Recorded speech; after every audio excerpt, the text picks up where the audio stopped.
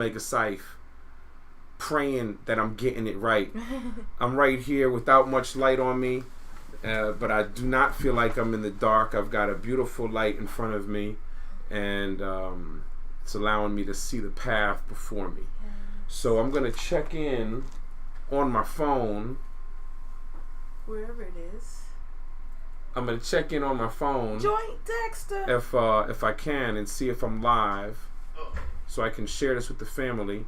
But the link really should just be available on my YouTube page. We are live. We are live on Miles Megasite YouTube page. Let's see. Let me go make sure that I'm live real quick. Live view channel. Let's see if I'm live. Where's my live at? Live with Miss Primrose. It says I'm live, but I don't see myself on here. Well, I'm trying to see it too. All I see is see my screen, man. I'm talking to myself. There, I'm live. Beautiful. Here you go. So let's have a good time. You see how things go? It's working. Trust the universe. All right. So I must admit that my questions are not right in front of me at this moment. This is a beautiful time in the world, ladies and gentlemen.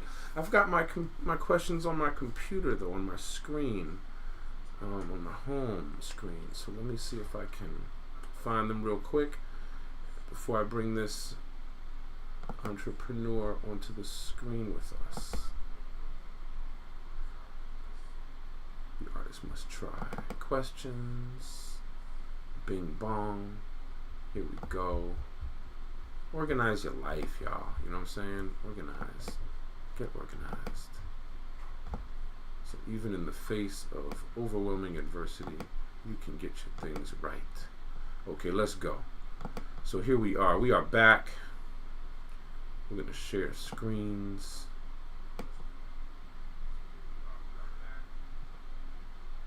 And that little brief oddity doesn't matter to us. Ladies and gentlemen and ladies, people of all ages, thank you for joining the Artist Must Try podcast this Friday, May 24th, 2024. We are live in the place to be, and I have a very special guest in the space. This beautiful woman has collaborated with me on a couple of projects recently, and we're just working together here in the city and making some beautiful things happen across the world. So without further ado, I want to bring her on to the camera and introduce y'all to the fabulous, who is ready, Miss Primrose. Hey. What's up, y'all? It's your girl, Miss Primrose. That's Miss Primrose. You already know what it is. What's up, bro? I'm so doing glad good. To be here. We are on the Artist Must Try podcast interview, y'all. I'm having a good time. We've been ripping and running and moving. We got so much going on. Now we have the Vital Movement weekly, y'all. It's a lot. We've got a lot.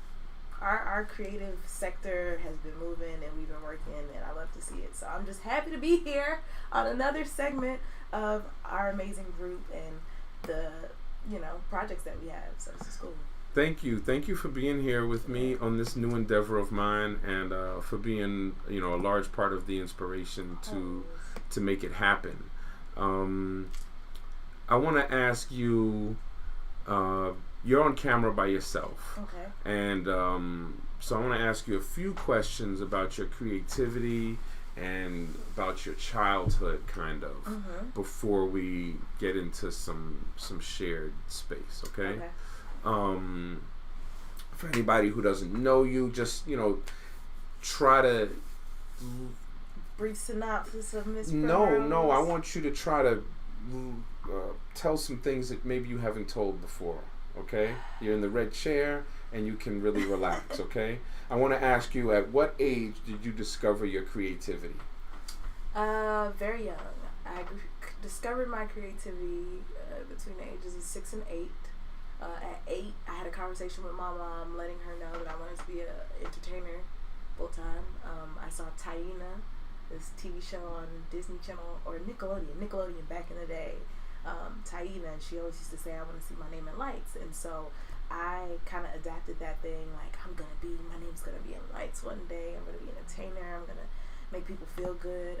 So that's where it came from, or when I discovered my voice and my want and need and drive for music or entertainment. When I was that age, though, my mom told me that it wasn't realistic. That's not something that we should really be looking to do, because we were immigrants from Jamaica. So, you know, there's a lot of pressure here in America. They didn't have their green card or anything yet. You know, they were kind of still just trying to figure it out. So anything that drew attention or that just wasn't 100% success guarantee was just that you know. So in church I used to sing, and it was great. For singing for the Lord was amazing. Singing, to do it as a full-time career, bleep, no, you know. My mom was like, ain't going for it, and my daddy was a pastor, so, and still is. So yeah, I discovered it very young, but I wasn't able to truly express and be able to do the thing until I was much older. And so your initial creativity was singing in the church. Yep, I started singing in church. And it was singing like you're doing now, because that's my second question: is what was your initial creativity? And it was church singing. Yeah, it was definitely church singing. Because my parents were in the church 5 days a week, so I was in the church 5 days a week, and we had to sing. Like, that was, my brother was an instrumentalist, still plays bass guitar, and he plays for my band as well. But yeah, we didn't really have much of an option when it came down to church, but I didn't mind singing. Singing was fun for me. I was very young and afraid of my voice, however. That is one thing that most people don't know. Okay, so yeah, I was young and afraid of my voice. I used to have such a big, strong, powerful voice for such a small little young girl, and I thought that was weird. And so I tried to suppress that, and over the years it kind of went away. But I've been doing vocal lessons for the past couple of years now to just try to get that back and gain that confidence and realize, like, hey, you have a low register and it's beautiful. You can use it. Instead of saying, oh, that's scary, suppress it, which is what I was taught. And my third question, how old were you when you began to take your artistry seriously? So you were 8 when you already knew you wanted to be an artist, and it's the same way you express yourself today, and you were already serious. You were already serious at 8 years old. I kind of know that question. And from day one, it seems like you've been very serious about this. Your parents had to try to knock me down a few times and get you like the. Me and my mama joke about it now, but she knows that, you know, at the time, like I said, they were immigrants. They were just trying to make it. They were just trying to stay above water. They had 3 kids to take care of and not very good jobs, because when you were an immigrant at the time, you couldn't get a good job. So hearing anything saying you want to do music or anything like that, that's a waste of time. So she knocked me down. Since then, when I started music 20 years later, because I started music seriously and full time at the age of 28. So it took me 20 years to figure out how to get back to this thing that I knew as from a young child that that's what I was supposed to be doing. So can I ask you, I want to interject, if was there a particular instance at 28 or at 27 that made you activate and say, I'm going to take this more seriously? Yeah, 100%. That instant for me was therapy. I went to therapy after going out of a really bad breakup in 2020. That breakup shook me to my core. I started questioning everything I thought I knew about people, because that was when my self-doubt really took up. That was when my self-doubt really, you, right? Okay. Either okay. That was when my self-doubt really took play, because I was in a relationship with this guy for a little over a year, and he was playing me the entire time, and I just didn't know until the very end. And the girls that he'd been playing me with reached out to me, and it was just like a catastrophe blew up for me. So, and I saw myself marrying this person. It just didn't work out that way. So I fell into a deep depression, and I was struggling. I was going through it. I didn't know who to trust, what to do. My mind was playing tricks on me. And a very good friend of mine suggested going to therapy, and I did. And so it took about 4 months, me being in therapy for about 4 months, for me to snap out of whatever I was going through. I listened to a lot of Lauryn Hill at the time, Unplugged Lauryn Hill. She brought me out of it. A lot of Neo, Orbit, that was my thing. And listening to Orbit kind of triggered something in me. And the more I sang that song and the more I felt it, I said, Primrose, you need to sing. And so it was about October, November of that year, during COVID, when I said, you know what, I'm just going to do it. And I hit up my guy, Black, the producer, 2 Aries Production, shout out to Black. And the rest is history. We just went in at it. I dropped my first song in December of 2020, which was What I Want To. And started running since, you know. So, yeah. I'm going to take the camera from you for a moment, okay? Okay. So, I feel you. I align with you in many ways in that process of going through hurt and even betrayal, doubting yourself as a result of it, finding yourself through therapy. Therapy is so necessary, y'all. It's very necessary. It has saved me in recent years, and my therapy is saving me now for what I'm going through right now in my life. So I just wanted to echo that on the screen for everybody. It's really important. You know, therapy is sometimes very often not looked at in a good light, especially in the Black, African American, Caribbean communities. We think of it as weakness, or we think of it as, you know, elitist, like, oh, that's for rich people. But really, there's community spaces where you can get therapy. If you can't afford like a high price therapist, you're still going to get a high price therapist doing pro bono work, you know, and it'll save the family, it'll save the individual. All right, it's priceless. Save your relationships. Yeah. Seriously, like, yeah, a lot of people don't see. And I went to school for, I got my bachelor's in psychology, and then my master's was working on in clinical psychology. So I was already in that space of knowing that it could work. I just never tried it. And so then when I tried it for myself, and I really felt the change, I felt the shift in my mind. I saw how I went from, damn, this is terrible, sucks, life, you know, to there's hope. I can fix this. It's me against you know what I'm saying? Like, it's a mindset change, and my therapist just helped guide me through that process of knowing and realization, because growing up in our world, in this society, our parents, through default, they kind of shut us down, you know. As we grow, they mold us into people that we're supposed to be in this world versus who we are from birth, from life, you know. So it's kind of hard just living life knowing that you're not the you that you were supposed to be when you were born here, because you've been molded into somebody else. So it takes time, and that's why I say for everybody, therapy's for everybody. It's not just for you or the person over there that's crazy out on the street. No, it's for everybody. I feel like everybody has gone through something traumatic in life that they need to talk about and deal with and come to terms to, and really be themselves and, you know, face. So therapy's for everybody. I don't shun it. I don't force it, but I definitely encourage it. That is, I'm thankful for that. Yeah. I thank you for being honest, for opening up.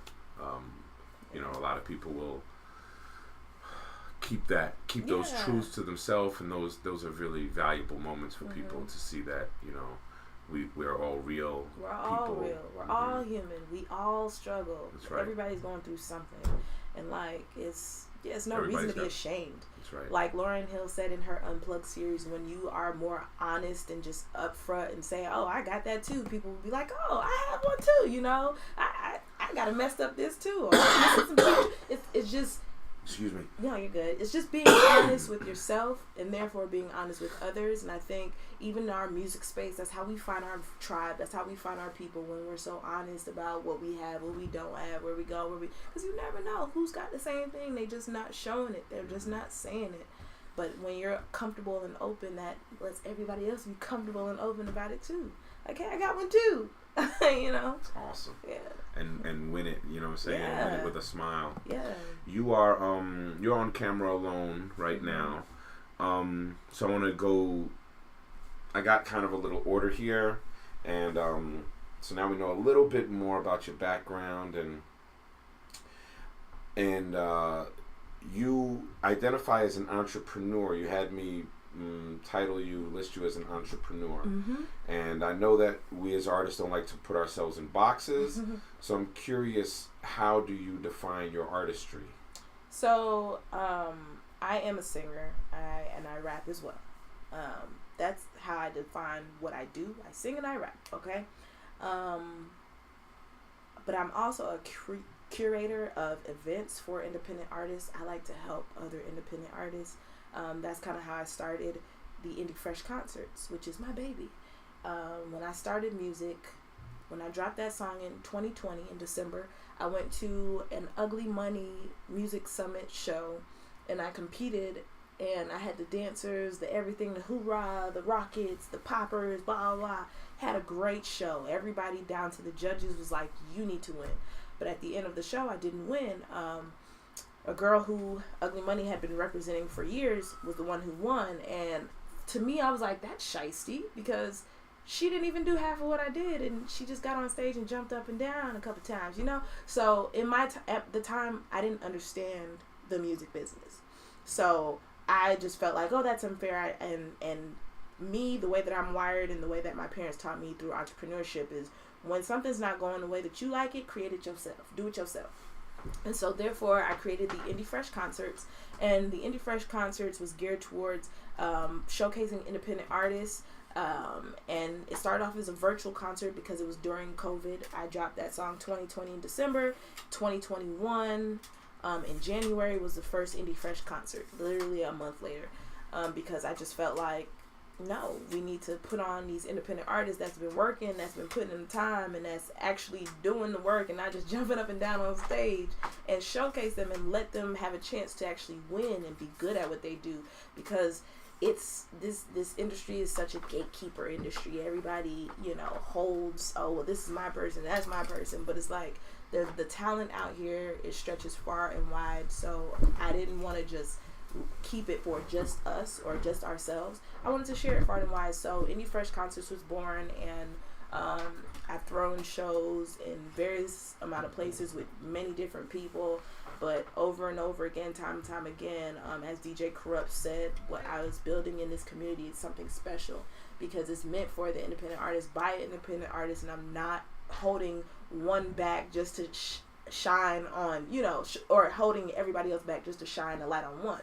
However, Indie Fresh Concerts was my concert, and I've always been my headliner until this last one where I wasn't the headliner, but I was perfectly fine with that. It's not just about me, and the more I am in this industry and the more I work, the more I realize that like I have to collaborate. Well, that seems like my next question. I was going to ask you, how have you won any awards or accolades? And it kind of goes into the following question, which is, can you tell us about a personal achievement or milestone? So I think that what you just asked and said was a very revealing truth about yourself, that you see the power in collaboration and creating platforms for others. So can you tell us about one or more of your own personal achievements or milestones? I would say Indie Fresh Concerts is that. Yeah, that's pretty incredible. That's like my biggest one, honestly, in the music space. Now, I've done great things. Like, I've won R&B Singer of the Year in 2021, actually. I won R&B Singer 2021 at the Black Only Awards. I touched the Revolt stage. For the Be Heard competition, was the final 6 candidates to win the $10,000 prize. I didn't win, but touching that stage is still a milestone for me. Starting Indie Fresh Concerts, it's like hooking up with Making It Magazine, collaborating on that part, going to South by Southwest. I have had a lot of milestones, a lot of great things. And I'm like, even going on tour with Rick Ross. I went on tour with Rick Ross for the Legends of the Streets tour for a good 3 months. That was fun. Like, I met a lot of people, but y'all, all in all, the thing that I'm the proud of is Indie Fresh Concert, because it's mine. And I've been able to maneuver, do, and learn the business. And that's what a lot of artists miss, is the business aspect of it. They think, oh, if I put my music out, and somebody's going to see it one day and I'm going to blow up and that's the rest is history. It does not work like that. In reality, it does not work like that. And I posted something from Wendy Day today that Rap Coalition reposted about an artist who signed to Live Nation on an advanced contract for like $1 million, and then he he broke it down and explained, like, it's not as good as it looks. Like, it looks really good, $1 million, what? But then when he explained how he had to pay that back and what went into paying that back, and the only thing that he could do to pay that back was ticket sales, and sometimes those ticket sales was down, so it was like he was stuck in that contract. He had to buy himself out plus another additional 25% on top of that, so he had to pay plus pay. I was like, yeah, it seems so nice, it seems so easy, like I'm gonna get discovered, my life's just gonna be like that. But it's like, nah, dog, I realize you really have to learn this business. It's not just about the music. And so music for me has taken a back seat for a while, and it's perfectly fine, because I'm still a creative. Like, it's gonna be there, and I hone in on it, and when I get into the studio with you or with Joy or anybody to collab, it's gonna come, it flows. But what I didn't know and what's not natural to me is the business aspect of it. So I've been learning that more so now in these last 2 years. Really, when I went on tour with Rick Ross and saw how they were managing the tour and the level to which they had to do things, I was like, it's not as simple as it seems. So many layers to it, so right? many layers, and so much people have to be involved in, and that's why you have to have a team. So I've from the start of my career in the last 3 years, had a team, wiped that team out. Had a new team, wipe that team out. Now I'm here with a whole third set of team. Don't wipe us out. Right.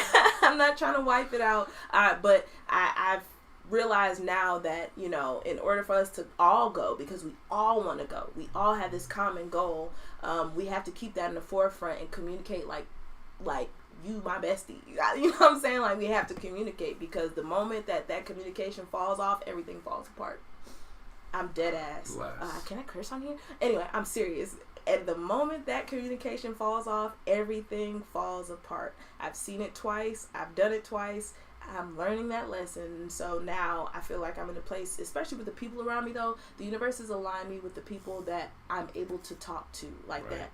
And they're able to talk back to me. Right. Because at that starting point, when I started in 2020, it was great. Friends around, we're having a good time, we're out partying, woo, woo, woo, woo. But when it came down to serious business and having a conversation, they couldn't have that conversation.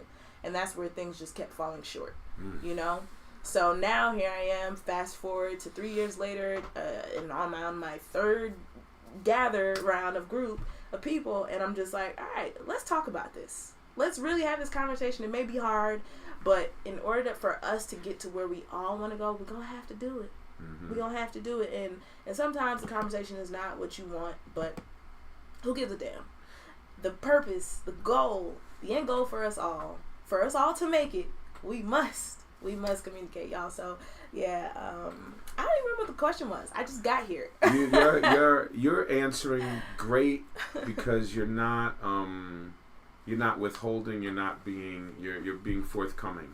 And so you're giving a lot of extra information, but not too much, and you're really answering a few questions at the same time. The question was, can you tell us about one or more of your own personal achievements or milestones that you're proud of? You told us about Indie Fresh. We got to find out that you've toured with Rick Ross, which is incredible, and what a learning experience that was for you. And so I was about to ask you, how has your artistry impacted your personal life? But we already know that, because it has helped you. Your artistry has helped you become who you are, helped you believe in who you are through your artistry and through your process. It's built my confidence. It's built my relationships stronger, because I'm able to learn through these processes. It's been y'all, it's been a lot. Yeah, we know that your artistry has helped you through difficult times, and your therapy has as well. So I want to ask you, how has your artistry impacted the world at large, and how do you want to impact the world with your art? How do you think your artistry has impacted the world, right? And then how do you want to impact the world? Do you think you've had the effect that you want to have? So thus far in these 3 years, I can start at the very top with when I first started, what I want to. So what I want to is a song about living my life. It's really just the start of my story. Before, when I can remember, I always had to dim my light, keeping up with what they're doing in the forefront of my mind. The kid can't play, the girl can't lay. What they had to say always frustrated me. This is real life. And when I sing that song, and when people hear that song, a lot of women connect with that song, because we've all lived that life to an extent where we have to live under the scrutiny of what everyone tells us to do, or what we should be like, or what women's job is, or what this or what that. And so with that one song alone, it was so powerful for me. And then the impact that it's had on other women when they come and tell me, like, I rock with that song. I know how you feel because I felt the same way. Just hearing that one or two women was enough for me to say, okay, I'm finally in the right place. I'm finally doing the right thing. I'm heading in the right direction, and I feel it. Not just see it, but I feel it, you know. It was a different impact seeing that, and what I want it to do from here on out is what it's been doing, but just on a bigger scale. You know, they always say there's somebody that hasn't heard your song yet. And so, because What I Want To came out 3 years ago, means nothing to me, because there's somebody in Egypt that ain't heard it yet that needs it. There's somebody somewhere else that ain't heard it yet. So I keep pushing. I'll keep pushing forever that day one song, because of how impactful it was to me. And I wrote that all by myself. Like, I sometimes have writers, and I sometimes have help. I'm very transparent about that. I'm never oh no, I write everything. Boo. I get help, you know. But that song was 100% me, because it just came like a flood when Black and I were in the studio, and I was telling him what I felt and the story that I had, and we made that beat right there and then the hook just came out of nowhere, y'all. And then I went home with it, and then the words for the verses came out of nowhere. Really, I say nowhere, but the ancestors really helped me out, because they knew where my journey has been and how I've wanted to be an artist from day one. And now they finally saw me doing it, and they said, we just gonna slide this right onto you. And that's how I feel like a lot of my writings come, because a lot of people, they're like, what, how long have you been doing it? 10 years? And I'm like, nah, really 3 years. For real. I'm new to this still. I want to ask you a question based on what you just gave us, which you said the ancestors guided you. And this is not one of my usual questions, but I see that you have some ink, you have an ankh on your shoulder. And so how important is that to you, your blackness, or your spirituality? How do you identify as a human? So my spirituality, it's been a journey. So, you know, I grew up in the church, as I mentioned before, Christian background, Pentecostal churches. So I was very much in the church. I believed what I was taught to believe until therapy, till 28, when I started asking questions that I couldn't get answers from in the church, to be quite honest. And so I started going outside. I started getting in the trees. I started going to the grass, grounding myself. And that's where I felt a lot of my answers started coming. And it wasn't in the form of, you know, somebody telling me, Primrose, do this, you have to do that. No, it's like answers just came in my head, y'all. And so from there, with therapy, with hearing that and feeling that and grounding and connecting with that, I realized there's more than what I was taught. There's always something more out there than what I've been given. So now I decided to journey in and figure out some things for myself. So funny enough, you said this tattoo. This used to be a cross. This was a straight, regular cross, because that was what I believed. When I became more enlightened, I changed it into an ankh, the symbol of life. in which we've all come through and we've all had to experience, the symbol of life. You know, and I identify with it more now than the cross because of the indoctrination and how the cross even came to be about. It's a lot to go into it, and I don't want to. This ain't that podcast. So we ain't gonna talk too much, but just understand. Yes, I do. I have an ancestral altar in my house. I connect to my ancestors. We talk. We, you know, I don't think they're just dead and gone and can't help me no more. No, I don't believe that. I resonate with the fact that they're still here. They're still able to guide me, and they do. Like, nothing that I've been able to do that's been great has been on my own. Not for a second. So my next two questions, again, it's pretty awesome. Thank you for being forthcoming. Who or what have been the biggest influences on your personal artistic style? And then what sources do you use for inspiration? So yeah, I kind of. You kind of already answered it, but those were my next two. Was like, obviously spirituality, the ancestors. You see your music as larger than yourself. And very cool. And as I expressed, Lauryn Hill, she's a huge inspiration to me. I was so happy the other day seeing that her Miss Education of Lauryn Hill, her album charted #1 on Apple Music, and I went and listened to it immediately. But her Unplugged. Well, let me stop you, because here we go again. I'm answering something. Here we go again, y'all. I'm answering something else. And she has not seen the questions in advance. I have not. But the next question is,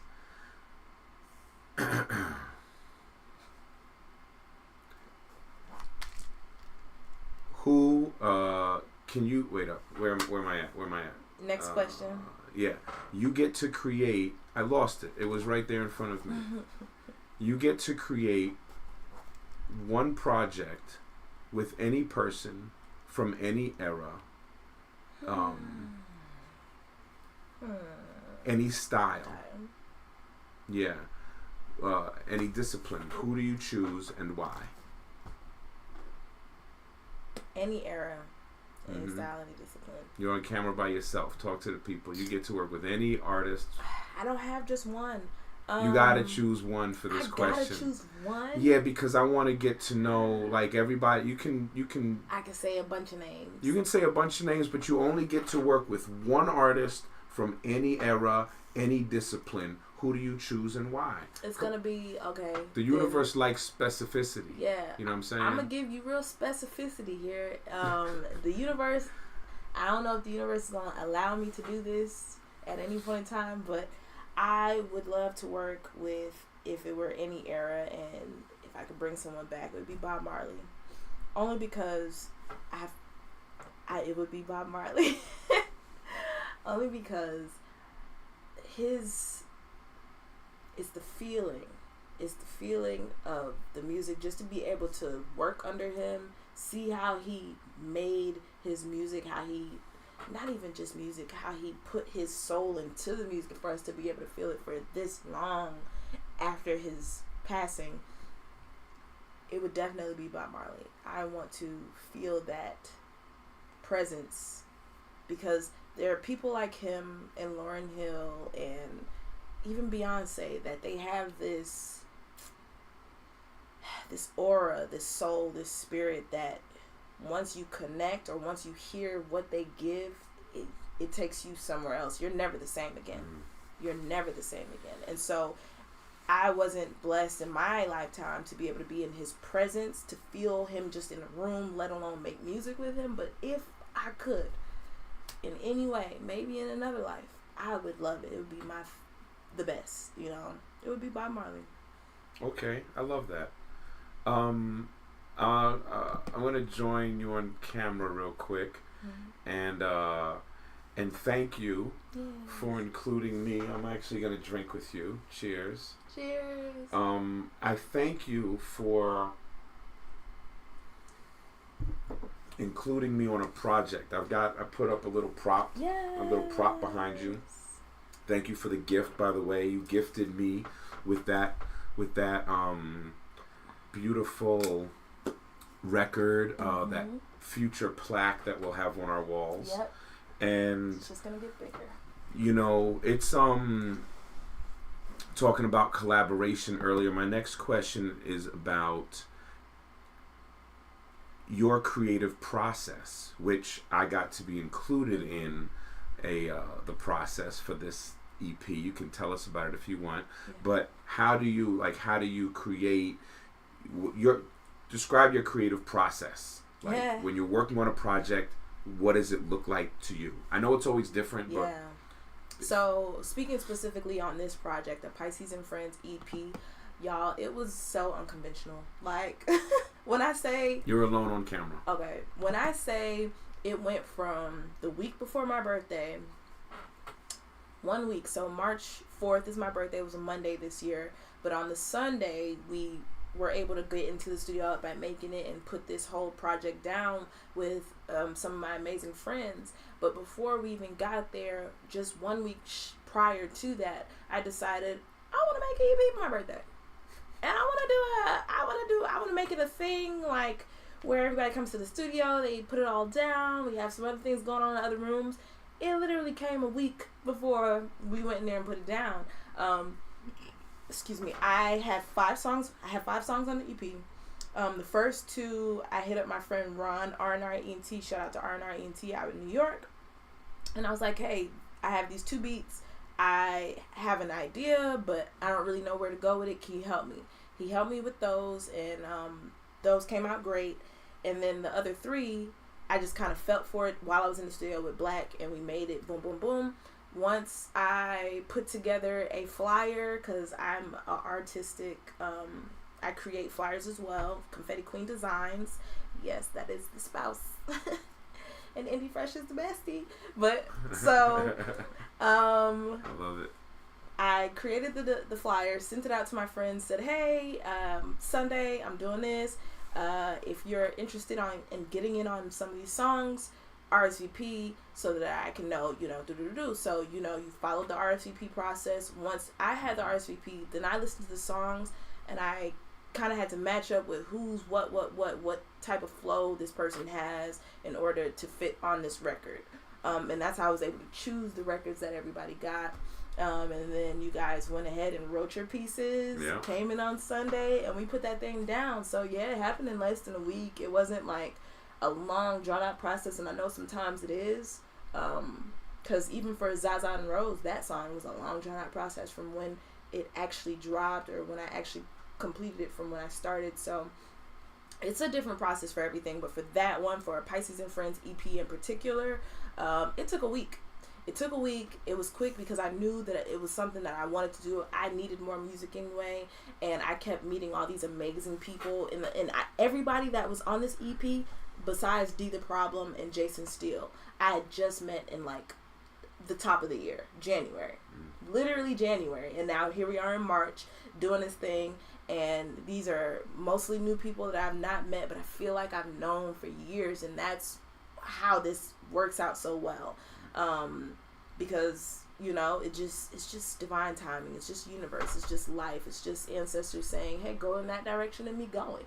So it was a great process. It was fun. Beautiful. It was daunting at some times. Even now, like I've been working on the mixes and the mastering so I can drop it in June, because I'm like, all right, I'm ready to get this out. The process, because I'm such a perfectionist, I'm always like, oh, it needs to be this and it needs to be this. But one of my mentors, Kelby Canick, shout out to Kelby and Kim, told me straight up, like, just drop that shit. Like, stop complicating things. Stop trying to make it perfect. Like, you're still in this journey, and let people hear the message. So, with that being said, y'all, a Pisces and Friends EP is coming out in June.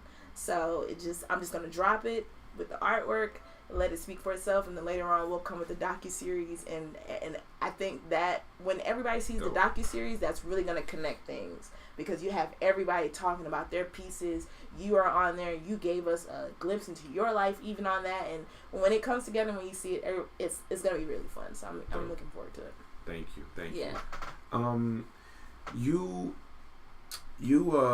You create, it seems like you create all the time. You create continuously, and you follow your inspiration, which is very good. It's a huge component. You know, a lot of people overthink it. I've met a lot of people who overthink their process, and nothing ever comes out because of it. And what does come out is is like, there's obviously too much thought involved, and it doesn't even vibe. Yeah. So that's beautiful that you have that freedom and trust in yourself to allow that.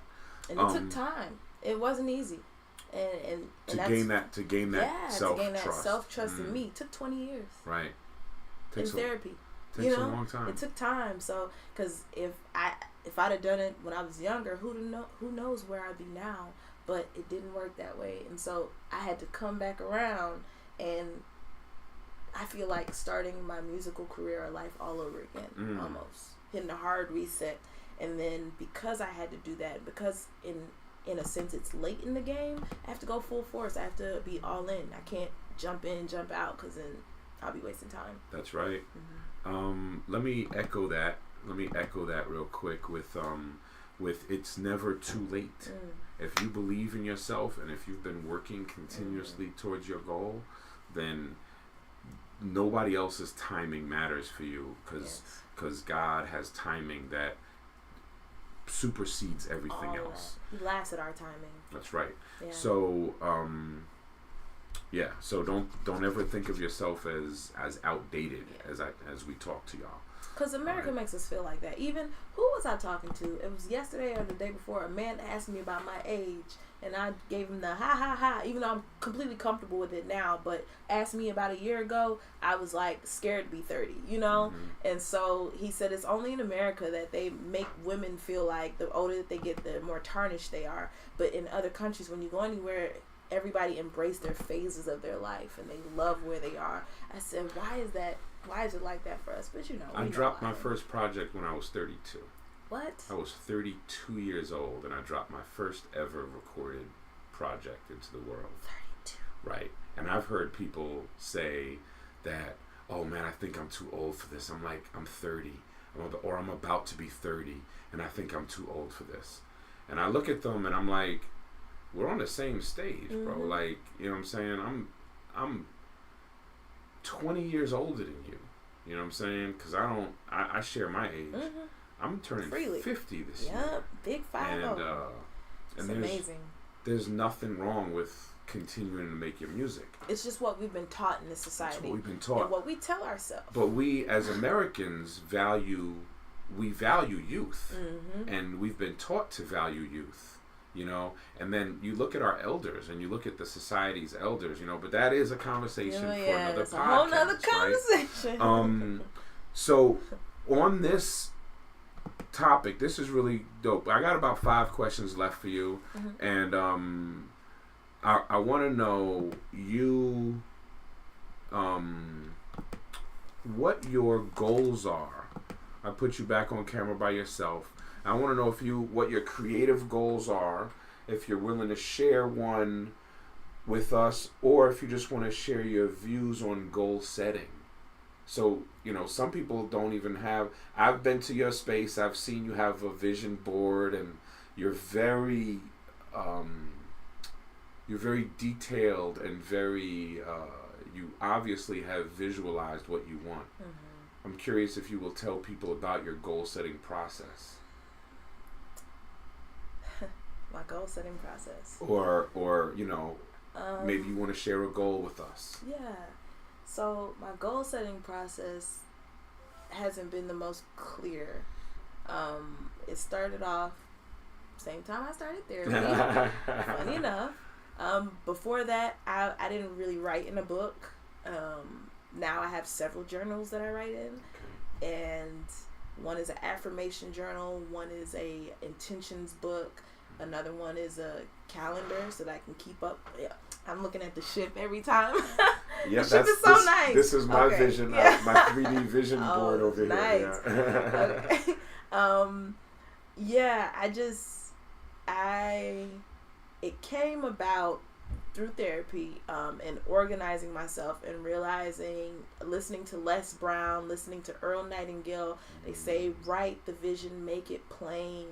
Like, you have to know exactly what you want, where you want to go, write it all out in detail. I have books that I write about to let myself know how serious I am about where I'm trying to go, if you get what I'm saying. Because it's not for anybody else. I don't share the books. I don't go, hey, read this book and see what my goals are. You know? No, it's for me. That would be kind of creepy. So it's for me, and it's for me to keep my eye on the prize and my mind on the goal so that I know where I'm going, because this life is very distracting, y'all. I used to want to be like my parents. My parents were married at 21. I'm 31 and not married. And I used to say, oh, I'm going to be married at 21 and I'm going to live the life, have the husband, have the kids, and blah, blah, blah, blah, blah. No, did not work out like that for me. And in my best interest, I feel like now, you know, at the time, going through your 20s, being a single woman and not married, seeming undesirable, it wasn't my ideal life. But now that I'm 31 and I've gone through some of those things, and I realize, like, who would I be attached to now if I weren't the me that I am now back then? Because the me that I was then, I loved her. I don't like her no more, but I loved her. You see what I'm saying? So if I would have went with the me that I was then, with those people back then, I'd be miserable now. I'm not going to lie to you. I'd be miserable now because I'm not that girl. And the way I communicate, the way I live life, the way I do things, the people that I intertwined myself with back then just wasn't it. And so I'm grateful to the universe, my life, my ancestors, the way that things have journeyed on, though it hurt. It hurt, y'all. I went through a lot of pain. I still go through pain. It hurt. But I'm grateful. Because if I didn't go through that pain, I'd probably be suffering a lot further. Yeah. That's powerful. Yeah. That is powerful. I am on screen with you. I'm on camera with you. I am not going to share all that I'm going through right now because it's not the right space. But I definitely feel you on growth, on relationship growth. You can be in a long-term relationship and have a family, and all of a sudden it just doesn't jive anymore. It doesn't work anymore. And that's where I am in my family. And for anybody who knows my journey, I've been here 21 years married, and I have 3 children. And you'll get to know more about what's happening to me right now in the near future. So I feel what you say. I feel what you talk a lot about feeling on this interview. You've spoken a lot about feeling, and the universe really does give us what we feel. Far more than what we want or what we wish. We get what we feel. And you can be living in a perfect world, but if you don't feel it is so, then it's not. It's not. And that's an undeniable truth. And that's why rich people can commit suicide, and you think, oh, they have everything. Their world is perfect. They don't feel like that. Wow. They don't feel like that. So let me stop you because you're doing it again. Do you have any words of advice, wisdom, or insight for artists or anybody who might see this in the future? Because, if I can leave you with one piece of advice, there's a lot of advice to be given now. But besides the therapy thing, which I think everybody needs therapy, look into it, and it's not expensive. I get so upset when people are like, oh, it's so expensive. I'm like, what therapy have you tried? Because my therapist is $40 an hour. If I go to her for 1 hour, that's $40 a session. You tell me you can't afford $40 an hour, but you can go up there to the club and go to the club, hop and spend $20 to get in, $20 on more drink, $20 on that bitch over there. You know, anyway. And none of that's therapeutic. And none of that's therapeutic. It's just a mask. It's just a veil. So when people be like, "Oh, it's so expensive," you lying. You ain't even tried. It just don't give yourself excuses in life. Give yourself solution. Find solution. Be solution based.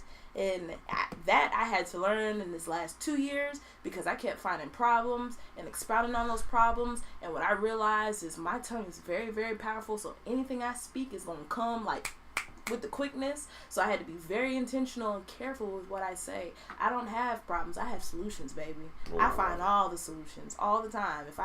If something comes up, I'm not gonna go, oh my God, it's the end of the world. I'm be like, how can we fix that? Let's see. And that's why I challenge people to do the same thing. You'll find yourself having more gratitude. You'll find yourself being more, just you blow up once you're grateful. Once you're grateful, even the smallest of things, like bless. I grew up hearing that I was very ungrateful and selfish all my life.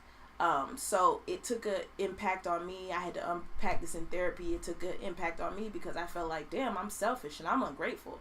And that's what I told myself. And so therefore in my life, I had a lot of problems because I was selfish and ungrateful, Yeah, but it wasn't until I turned it around and say, I'm very grateful. I am not selfish. And now when people, come into my life, I'm such a giving person.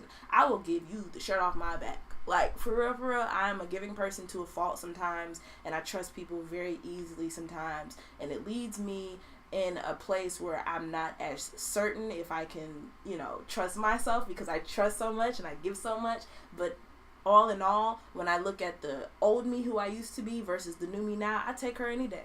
I'll be loving and giving and grateful any day and have those problems versus the former. Where I had those real problems and I couldn't see my way out and I didn't know how to be grateful. But that was because that's what I was told. I believed the story somebody told about me until I flipped it, and then now I believe what I tell myself, and now that is what exudes and my prosperity follows. That is beautiful. That is truth. An attitude of gratitude is what I always tell my children. Attitude of gratitude. An attitude of gratitude gives you latitude. You know what I'm saying? It'll allow you to travel the world in different places that you couldn't otherwise do. You know what I'm saying? It'll change literally change your plane of existence. You are a wonderful guest to have on the show. I want to thank you for that. So, I mean, you've told us about a project you have coming up. The Pisces EP is releasing in June. And so I've got really one more question for you. And the second one is to tell the people where they can find you. But your upcoming project is the Pisces EP. I don't want you to tell the people about that again. So please, I guess at this point, just tell the people where they can find you online, how they, can tap in. How they can tap in. So I'm gonna tell you about a few things I have coming up. Okay, please do. So yes, the Pisces and Friends EP is coming out. The next Indie Fresh concert will be in August. Kickbacks are every Monday. I'm hosting at Making It Studios, so pull up on me any Monday at 7:00. Making It Studios. Have a good time with us. Come collaborate. Come eat some food. Come laugh a little bit. Losing Uno because I be winning. Okay. And I'm sorry. Can you tell us about the kickback? Because you just now mentioned it, and for people who don't know, I know what it is, but absolutely. So the kickback is basically a kickback. It's a chill. It's a spot where you come to the Making It Magazine Studios, right across from Magic City. It's $20 for entry. But once you're in there, you can eat all you want, create all the content you want, get in on the music sessions. So it's open music sessions. If you have music that you want to bring, or if there's something already going on in the studio you want to jump on, it's open. You can do that. It's free for you to do so. There's podcasts. You can be a featured artist. We had So Candy and Trap Beckham come one time, and also Clash Clay Beats. Amazing, dope people that are doing amazing things and they're Grammy nominated. We have a lot of great resources, and the kickback is about resources. Come gain some resources, lend your resources, collaborate, get bigger. It's all about collaboration so that we can all grow. We all have the same goal, but if we pull together, we can go much further. And so you're there every Monday? Every Monday. We are closed Memorial next Monday because it is Memorial Weekend. But after that, we picked right back up. It's Mondays from 7 to 11. Very cool. Can the people find you any place on Wednesday nights? Wednesday nights, you can find me at the Vital Movement, of course. Again, next week I won't be there because I'm going to be in Orlando. But after that, y'all find me there Wednesdays at 6 p.m. In Little 5 Points. What's the name of the place again? Hidden Gem Studios. Hidden Gem Studios. Let me steal the camera from you real quick. That was a shameless plug. Yeah. For my new weekly Wednesday, the Vital Movement. You know what I'm saying? VM, and that's in Hidden Gem Studios, Little 5 Points, 426 Seminole Avenue. Yes. Primrose, Miss Primrose is one of the illustrious co-hosts in the space. And it's beautiful. It's a dope event. So you'll hear more about that. Thank you for that. I gotta ask you. We can edit this last part because we're live, but just give a shout out to the Artist Must Try podcast with your name included. A thank you and a shout out to the podcast that we can clip on its own. Okay. And I still got to tell y'all, find me and follow me on Instagram at Miss Primrose Official. That's MissPrimrose official on Instagram. You can stream Miss Primrose on all platforms. That's MissPrimrose on all platforms. And YouTube as well. Subscribe. I got some videos going up, docu-series popping up. Y'all tap in. And your name is spelled the same everywhere, isn't it? Everywhere. And that's my actual name. A lot of people be like, where do you get that name from? My mama, my daddy. Okay, they gave it to me. That's my actual name. So it's Miss Primrose. Right. The island gal. You see that? Yeah. Thank you. But yes. Thank you. And so the Artist Must Try podcast. What's up, y'all? Yep. It's your girl, Miss Primrose. That's Miss Primrose. You are tapping at me. Hold on. What's up, y'all? It's your girl, Miss Primrose. That's Miss Primrose. You are tapping in with me right here on the red chair at the Artist Must Try podcast. So make sure y'all tune in.